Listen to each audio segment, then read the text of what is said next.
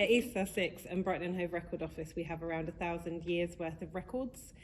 So you can imagine language has changed quite a lot over the last 1,000 years, and a lot of the references that are used in our documents, but also in the cataloguing references that we use to find those documents, is out of date. A lot of organisations are working on decolonising their collections and drawing attention to that problematic language.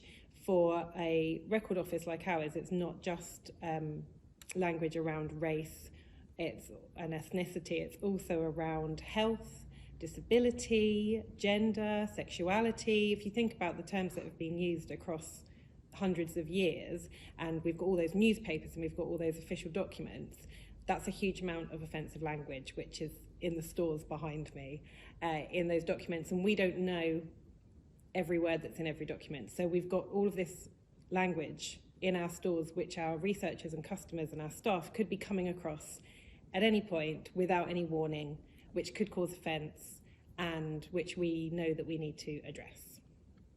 There's no way we could look at every item we have or find every cataloguing reference that we have which picks up on this offensive language, and language changes so quickly as well. So we brought in an experienced archivist on a project looking at the way that we catalogue our documents, so the way that we use language to describe our documents so that our researchers can find them. So it used to be that we would take, say, a newspaper headline and put that in the description. But that headline, if that's from 100, 200 years ago, may have some really offensive language in it. And so we're looking at ways to include the language because it's historically accurate and important that we know what language was used, but make it so that our researchers don't have to see that language, or they have a fair warning that they might see that language. So we did a lot of work on our cataloguing standards, making sure that going forward we are doing the best we can to use the best language we can and be ready to change as it changes. So on every page of our website, we have the disclaimer up there, and then that links through into a page which goes into more detail about why that language might be present in our records, about what people can do about it, flagging it up to us, and what our intention is. And again, our intention, we've said, is to address this, but acknowledging that we won't get it all right, and that it's more important that we do something than that we get it all perfectly correct and we find everything.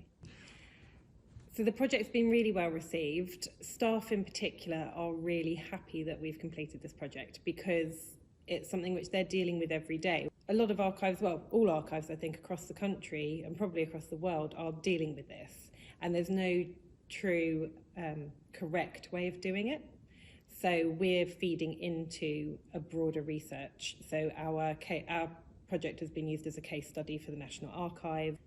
What we haven't had is much reaction from customers and researchers, which sort of shows that it's doing the right thing, in that it's there, it's serving its purpose, but it's not detracting from people's research. We're not taking anything out.